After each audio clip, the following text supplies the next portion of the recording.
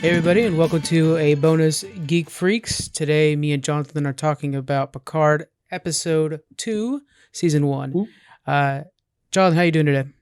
I'm good, good. I love this new episode, love this new show. I'm so excited to be talking about it. Yeah, Our fans are eager to hear what we got to say. hopefully they are, yeah. We're going to try to do these every after episode, so they'll be like 15-minute episodes where we just sit there and talk about Picard. That's always a good thing to do. So let's go ahead and catch you up on what happened previously. Jonathan, do you want to kind of do a quick rundown of what happened last week on Picard? Yeah, so pretty much we meet Picard, or we see Picard. He's living on his vineyard. He's mourning the loss of Data. I guess it was about 20 years ago or so. Data passed away. Yep, Star Trek Uh, Nemesis. yeah, a woman comes and finds him, and she's like, "Hey, I was drawn to you." Come to find out, she is a synthetic, which are now banned because of attack. Right. So she ends up, with Picard, she ends up dying, and now he's like, "Holy crap! Who is the synthetic? What happened? Where'd she come from and stuff?" Through some research, finds out that there's a good chance she's Data's daughter, which is Yeah, more like that's a awesome. replica of Data through his technology and his all that, and that they're made in pairs. So there's a twin sister out there somewhere. So after that, he's now on a quest to go find the twin sister and figure out more about his long lost, homie Data. Yeah. That's kind of where it leaves us off in the next episode. So a couple things for housekeeping wise. First off, spoiler alerts for episode 2. Secondly, episode 1 is actually completely free to watch. So if you guys go to CBS All Access, you guys can watch episode 1 of Picard completely free. The other ones take the CBS All Access membership, which I actually enjoy. CBS All Access has really good, high quality shows, so that's good. Okay, looking into this episode though, Jonathan, what is your overall feeling on how this episode went? It was a little. It was kind of slow. It wasn't action packed except for the opening scene. Really interesting. Yeah. But like we talked about briefly before too, it's just kind of building, setting up a platform to base this story on. So I get that you can't just jump into it. I originally was kind of excited that it seemed like from the first episode that this was going to be mostly on Earth, but now Picard's trying to get a ship, and it seems like maybe it's going to be more mixed up in space and stuff like that, which is cool as well. Trekking through stars and stuff, it's weird. Yeah, right.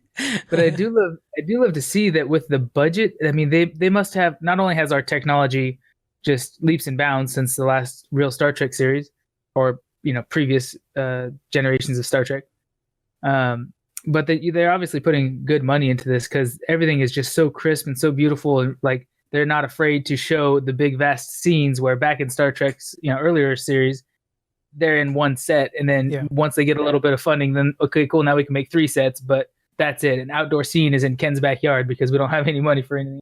Yeah. You could tell that they definitely put out a lot of money, and there are some locations like his vineyard, for example, beautiful vineyard and stuff like that. You almost wish you could stay there the whole time, but they definitely put out a lot of money for like the CGI. One of the locations we'll talk about later on, actually we'll mention right now, Starfleet, is the Anaheim Convention Center, which is where BlizzCon's held every year. So when he's walking up to you, you're like, oh, that's BlizzCon. Yeah. And then when he's inside, you're like, oh, I've been in that room. I know that place. So it's kind of funny. But so it's pretty cool. But they're definitely throwing out the money on this one, so I'm happy with that. So far it's looking good. All right, so let's go ahead and dig into. I agree with you hopefully that it's a lot of setup. I actually kind of wish we were already next episode or we're building the team. I think that the old school Star Trek fans are probably not going to be happy with how this show's going so far, with the fact that, I mean, it's leaning on nostalgia a lot, but this episode in particular really cements in the fact that this is going to be a long story.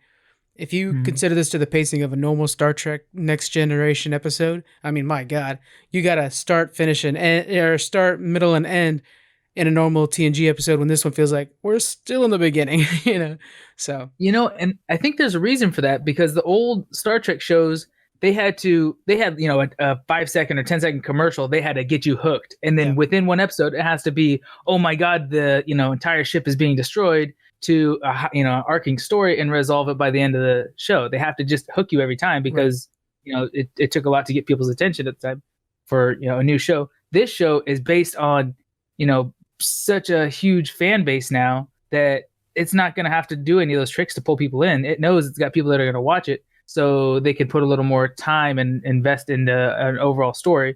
So with that, I'm thinking the next episode is also going to be the building and not so much like explosive execution of an awesome plot, but I think it's going to be the ramping up. Like we're getting to the I think it's gonna be like more getting the team suspenseful- together type of thing like that. Yeah, It'll like, probably ready the to final shot will launch. probably be 7 of 9 joining the team tomorrow or Yeah. next episode.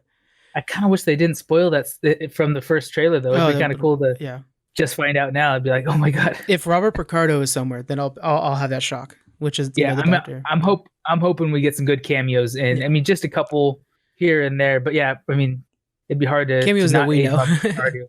Yeah, because we know we have Riker and stuff like that coming up too, so that'll be good. But yeah, don't spoil them for us. That'd be nice. Yeah. Okay, so let's go ahead. What we're gonna do is we're changed back in I think November. We discussed this. Instead of just going over the big story, like for example, when we reviewed the Game of Thrones or like Joke or something like that, we sit there and go in depth of scene by scene. That becomes tedious, and we really want to just discuss what the show was like, not necessarily exactly what happened. So we're going to go over our 5 big plot points, basically. And so this is kind of reminiscent of Charlie from Emergency Awesome. If you guys are familiar with him, he's a very big YouTuber. He does his 5 WTFs or his 10 WTFs for different things. So it's kind of similar to that. So if you guys are familiar with that format, it's a similar format. I want to make sure to give him a shout out because we're not trying to copy. We're just... I guess it's considered copying. Trying to copy, but give him credit when you copy. That's right. Okay. Then I feel okay about copying. So we're doing Charlie's format. Okay. So the first big plot point is we're looking back at Mars 14 years ago, and we're seeing it. It's the anniversary of First Contact Day, which is really cool. And what happens here essentially is synthetic life on Mars is they're kind of running the show, like they're the grunts. You know what I'm saying? And so they're doing all the hard work, which makes sense. Mars has that kind of not so great environment. And at some point, it looks like the main synthetic that was there, he like gets hacked, it looks like. And then all of a sudden he starts punching stuff into a computer and just everything goes crazy and a planet gets destroyed because the synthetics turned on everybody. What are your thoughts on this? What did you think happened there? So one thing to note is they overrode the global defense systems, how they helped hack. It was really exciting at the first decent action scene we actually got so far. And I like how they make the synthetics look because it's not like Data. Right. They make them look very rudimentary, and they point out that he's trying to simulate human emotion and reactions but doesn't have it. So people joke about how, oh god, that guy creeps me out. Yeah. He's not, not normal. Even the guy called the group of them like plastic people or something like that. Yeah. Which is like, that's messed up. Yeah. So they do a good job at not getting you emotionally attached to these characters yet, at least, so that you draw that border. Right. I did note though that this took place on First Contact Day, which is cool and all, but I wonder if the people who were executing this plot were specifically doing it on that day because maybe it could be a bunch of reasons. Defenses are lowered or less people are on staff. But maybe it's because less people are on staff and they're actually, do have humanity. They don't want to kill 100,000 people if you can do it on a day when there's only 30,000. That makes kind sense. of thing. They even talk about it being a skeleton crew. Yeah. Yeah, exactly. They pointed that out. So I'm wondering, is it a sense of humanity that made these people do it that way? Whoever I assume that the synthetics were hacked, like you're saying. It looked like it, with his eyes. It's a good point. I really don't. I mean, I would assume that they don't want to take too much lives, right? Like you're saying. I think we're led to believe first and foremost that it's the Romulans doing this, and then because it's just it's building that to be the obvious one. And then if you're to go in like in a TNG past and stuff like that, there's always a corrupt lieutenant or a corrupt commander somewhere that's really behind it. So then you're like, okay, then it's probably Starfleet. There's one corrupt person who's pushing their agenda. So those are the two easy ones, but. Yeah, I mean, I don't know. I kind of hope that it's something even more deep than that. But, maybe it's... I want it to be the Borg. I'm hoping the Borg are the bad guys in the end, but that's such a stretch. So I think you're right. I think they picked that day because it was the least... staffed, yeah. Yeah. And there's a small chance that, that some synthetic somewhere got sentience and now they're trying to free their brethren or whatever. That's true. That'd be actually interesting, yeah. Yeah, or either they free him or kill him because slavery is not worth living through, kind of thing. But I don't know. That's kind of a stretch. It would have to take a windy road to get there at least. Yeah. All right. The next big plot point is Picard. He's facing his elderly age. It feels like more so in this episode than the past one, and he's wanting to take action, and he's trying to figure out what happened to Dodge, which is the sister that passed away in the first episode, and he's striving to try to make this right. So we see him talking to his assistants. They believe that it's this Romulan secret police, which I have the name here, Jat Vash. That's probably the last time I'll say that name. So just because it's a lot easier to say Romulan secret police, and yeah, and so we have that, and we set this precedent up of, okay, the Romulans are actively putting out this secret force to stop them and the synthetics. Now we kind of have our big bad for the season. And there's a couple other things we learned. We learned that later on, we learned that Picard has a terminal disease, which kind of puts a clock on this whole thing too. So now all of a sudden he's wanting to correct or basically pay back Data for all that he's done. And he's now has a limited time to do so. Yeah, that's kind of cool because now he's just willing to jump into the fire. He doesn't care because he knows he's got a clock on his head and there's less for him to lose. Yeah. What do you think about them giving him a disease, like storyline wise or production wise? Do you think that's kind of just in case they have to recast or like, reformat the show? I know that's sad to think about. That's too, kind of what I thought about. Yeah. That when I was watching the episode, I was like, oh, if something happens, he is older. If something happens, they're gonna have to find a way to either recast or just change the direction of the show. I would think change the direction of the show. Yeah, recast wasn't quite the right. Me and Squeaks. If you guys want to hear a episode 1 review, me and Squeaks did that on the last week's main episode. Check that out. But that was one of the things I talked about with him was I could see this show going for like 2-3 seasons maybe, and setting up another Star Trek that's like Star Trek Renegades. Where it's about, or like say like a version of like, maybe if you recall it, Star Trek Maquis, something where these guys are outside the law the whole time, and maybe they would name the ship Picard so that they could keep the name Picard on there, but they're sitting there and they're skating the line outside of Federation's control. You know what I'm saying? Yeah, I think it'd be cool to see a Maquis series where we get a completely different perspective of the Federation, where they're much more like the Sith Empire than Federation we know and trust. I would love a Maquis series so much. That'd be great. Any other thoughts on Picard's kind of investigation phase? We'll call that is his plot, his investigation. Anything you really liked? I don't have anything else in my notes. Yeah, I did like how they kind of used that computer system. It felt like we got some more Star Trek tools this time. In the fact that they scanned the room and were able to, track particles and stuff like that to see them in the past, and that computer system, like all the UI stuff was really neat. And to get back to that, we also had. Go ahead. We see that one of his assistants, Laris, the female assistant that works with, because she's Romulan, and they've, humans and Romulans haven't really worked together until more recently when their planet was destroyed. That like how she's saying. Or he's saying, oh yeah, but those particle detectors or whatever, they're so inaccurate or unreliable. And she's like, yeah, that's what we wanted you guys to think. Yeah, because they've been using this advanced technology the whole time, and kind of letting Starfleet believe it's useless. I think so Zaban is also Romulan too. Just to get that out there real quick. The other guy. Yeah. But yeah, at one point, like that.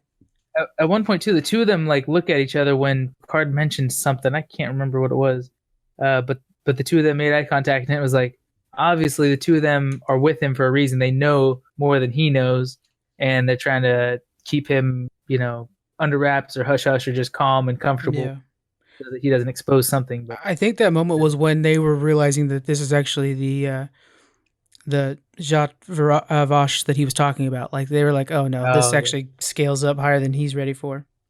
Mm-hmm. But yeah, so the investigation seems to go well. I like this. This is the Picard we wanted, where he's going around, and I liked that moment where he puts on the. We'll talk about it towards the end, but when he puts on that other badge, I was like, we needed that. We really needed that.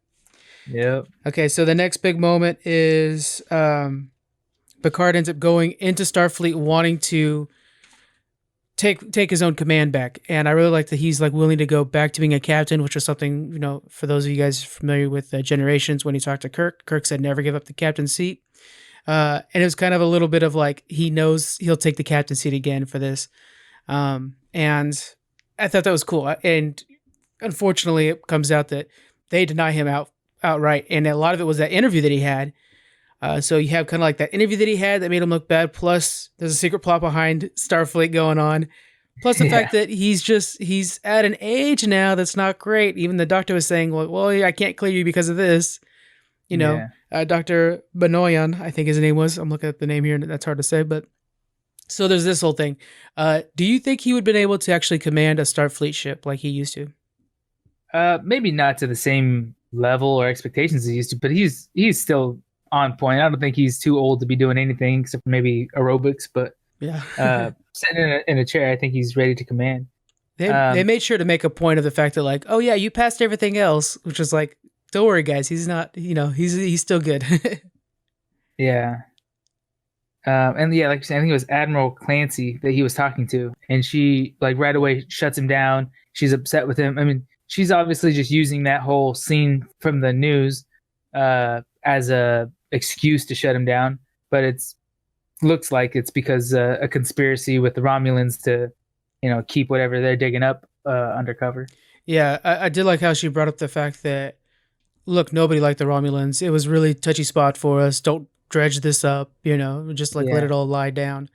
But I like how once again he stands up for his morals because she's like, because he says, even Starfleet doesn't get to choose to save or destroy an entire race, and she's like, yes, we do, and he's like, that's why, or more or less, that's why, I had to leave when I left, kind of thing, because Starfleet wasn't Starfleet anymore. Yeah. Said earlier, but And then after being denied, he's gonna take it in his own hands. He ends up putting on his old badge and calling for Rafi, saying, "I need a ship, but don't hang up. I need a ship." And so Yeah. he talks to Laris and Saban and says, "I gotta go," and they're gonna take care of the winery while he goes and tries to find. I think the name is Soji. I'm not sure. We'll have to hear this name again a few more times. It's spelled Soji, but he's got to go find her. And then at the Yeah. end, we do see that he ends up hooking up with Rafi, and he brings wine, and they're going to be off and building the team. So that's pretty cool. Yeah. Okay, so the other story that's going on here is we have two more big things. Let's focus on what's going on the Borg cube, which they call the artifact. Yes. That's going to be so hard to not call it the Borg cube the whole time, though. Yeah. I mean, like what was it? One of them said it stopped being a cube when it was disconnected from the hive mind or something like that. Yeah. That a cube is a hostile or super powered weapon, and this is just a pile of abandoned technology. Pretty much. Like a graveyard. Yeah. Yeah. So So I love that though. Now that we think about, or now that I think about it, like no duh that it's obvious that people would try to harvest anything they can off a Borg cube. I know typically the Borg will destroy it. Somehow they missed it, but it's like, yeah, that's well, I think we know why they missed it, Jonathan. Because when Voyager came through, it shut off severed. That's what I'm looking for. Severed the route to the Alpha Quadrant. So they're in a nice little pocket because of Voyager. We're such Voyager heads that they can get things done like this because the Borg's not going to be venturing out this far manually. Yeah, that's interesting to see. It looks like their mission out there. First off, it looks like the Romulans control the situation, like they're the bosses. Yeah, but they own the ship, so it's their excavation or their harvesting program, whatever in it. Right. Yeah. And they're harvesting materials. They're doing research. It looks like there's different purposes for different people. Is what they're basically saying. Soji is there trying to find a way to resurrect those from Borg control, which is a storyline I've really enjoyed them trying to do that. But yeah, so what did you think of her relationship with the Romulan guy? I'll find his name while we're talking because I already forgot. Yeah, Narek. I even noted in my notes just Romulan BF because I couldn't remember his name. I just said the Romulan. I kept putting the Romulan until they mentioned Narek's name. So so Soji and Narek, what do you think about this relationship and where it might be going? I mean, so early on, because we know her backstory a little bit more than apparently she does, or it seems like more than she does. It seemed like he must be into something. Must have some sinister plot going on. Yeah. And later on, it kind of unfolds a little bit. He doesn't come off as a jerk or a douchebag or anything up front, but he's trying to woo her, and it just seems like he might have something else going on, something up his sleeve. Yeah. a little bit arrogant, but he's keeping his. So it looks like we know he's working with the other side. And we know that he's working with this secret police. I'm wondering if it looks like they're setting up for him to actually fall in love with her and try to defend her in the future. You know what I'm saying? That'd be kind of nice. Yeah, I think that might be because I mean he slept with her knowing that she's a synthetic life, so he must have feelings or capable of having feelings for her. I would assume. Yeah, but that would be a good plot twist because we found towards the end of the episode that Rizzo, was it? Yeah, Rizzo. Lieutenant Rizzo? Yeah, the sister. Is his sister, yeah. And so she's running this project of, interference with Soji. Yeah. And so she's pretty much his handler.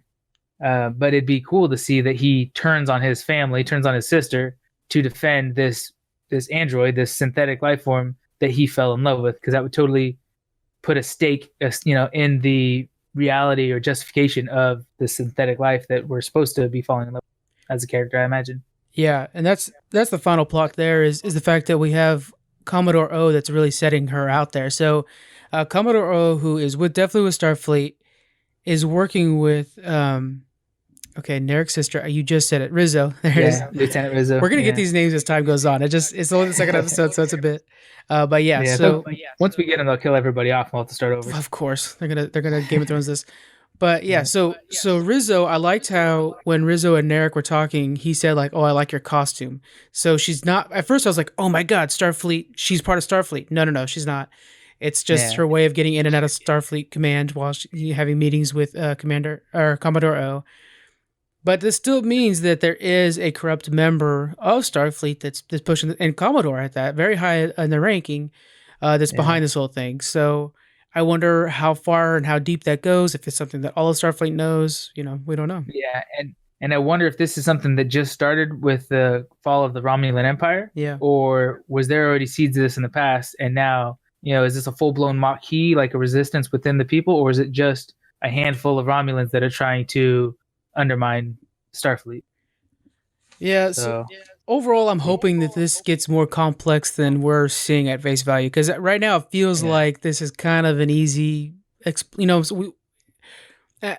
viewers, we're smarter now than we were back when even Next Generation was out, and the fact that we're already seeing all these plot points fold out. Like, okay, obviously these two are going to get together, this and that. I'm hoping that it's a lot more complex, like it's a big surprise who actually attacked Mars. Something like that. I don't know. I'm hoping for something more interesting. Hopefully they're hand feeding us the simple story to shock us with complex story. Exactly. Yeah, exactly. Yeah. Any final thoughts on this? So one other thing I want to mention is Sonji made a friend. She met that other young girl. Yeah. I didn't get her name. I didn't write it down here. But she had mentioned something about her schedule or her getting approved to get on the ship got delayed. She's like, yeah, I'd applied. And then I was totally ready and I was on my way. And then they suspended it for 6 months or something like that. And then out of the blue, now they cleared me and I'm on the ship. So I'm wondering, is that a little hint, a little foreshadowing to that somebody handpicked her, put her aside for a second, and then wanted to drop her in the right place at the right time to get with Soji for a certain reason? Well, I'm trying to remember the name of her race, but they were at war with the Romulans for a long time. And I know that like Deep Space Nine had a character that was the same race, and that was a big thing, was the Romulans. Is it not Dax? I can't find it. Her name is Dr. Nashala, and then like a really long last name, but it's Nashala. I'll have to remember that part. They're the ones that can relive or carry on a previous person's life with the symbiote inside them. Is that what it is? Okay. See, you're the Deep Space Nine guy. I didn't watch any of those, so I'm totally. If it's Dax, I don't know. I don't remember. I know she's from. This is real bad. Speckles around the side of their head, right? Yeah.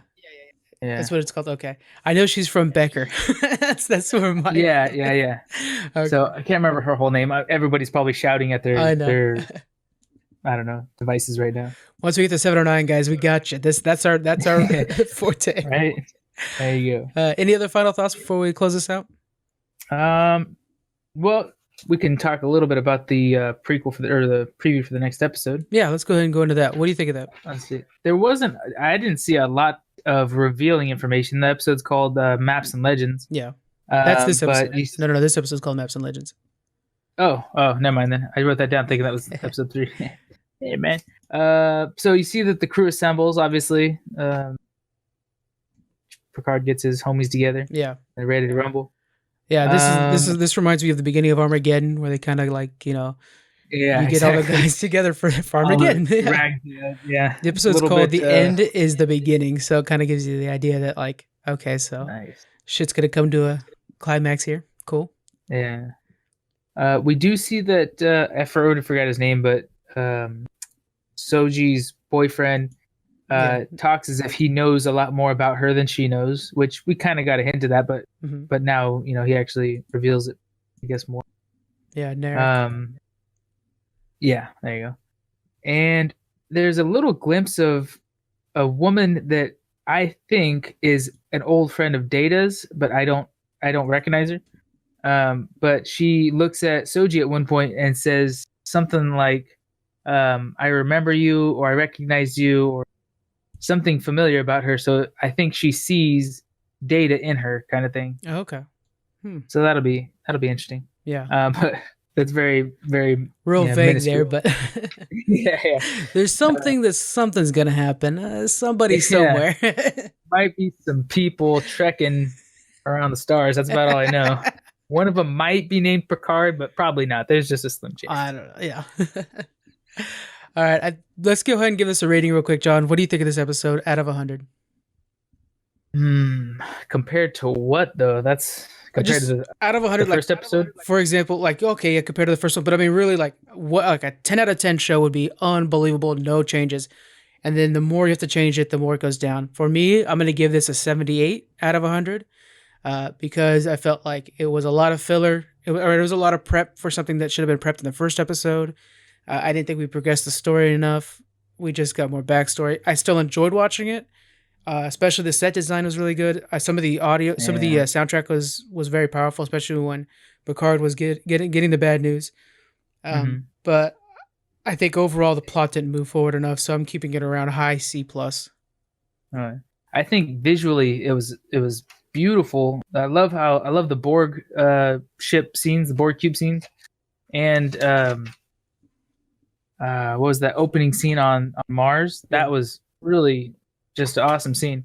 But there was the scene where Rizzo was talking to Admiral O, and there was just too much sunlight in the room for me. I don't know. They're trying to do that glare thing that Star Trek's done before, and it looks really cool usually. J.J. Abrams. Was just like, this is just like blinded by sunlight from the wrong angle of the window. Like, hey, just kind of move your camera to the left thing. Yeah. So that just seemed a little not polished. So yeah, I'd probably say like 75. 75. Yes. Oh, lower than mine. Okay. Yeah. All right. That means there's a lot of room for improvement. We know they will. I have faith in them. So that'll be good. Yeah. All right, guys. Check back with us next week. The next episode is going to be airing February 6th, I think it was. But yeah, February 6th for sure. Okay. And we'll talk to you guys soon after that. See you guys later. Bye.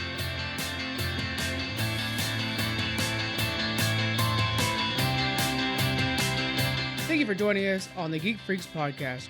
You can find us on Twitter at Geek Freaks Pod. We're also on Facebook, Instagram. You can email us. We have our Patreon and a store. All those links are in the description. Thank you so much for joining us, and we'll see you guys next week.